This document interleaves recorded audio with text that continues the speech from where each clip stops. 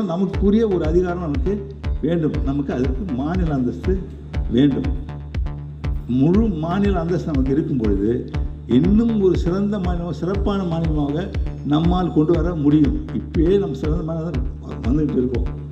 அப்போ நமக்கு முழு அதிகாரத்தை எப்படி இருக்கும்? அந்த முழு அதிகாரத்தை பெற வேண்டும் என்பது நம் அனைவருடைய எண்ணமாகும். அதற்காக நம்ம சட்டமன்ற சொன்னவர் டெல்லிக்கு போய் மத்திய அரசு பாரத பிரதமரை சந்திக்கணும், உள்துறை அவர்களை சந்தித்து கேட்டுக்கொண்டே இருக்கின்றோம்.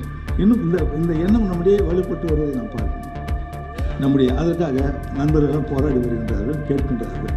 அவர்களுக்கு மனமார்ந்த நன்றியை நான் தெரிவித்துக் கொள்கிறேன்.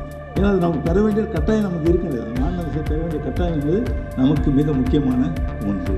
ஆனால் நாம் விரைவிலேயே அந்த மாநில அந்தஸ்தையும் பெறுவோம் என்பதை நேரத்தில் நான் உங்களுக்கு கூறிக்கொள்ள விரும்பினேன்.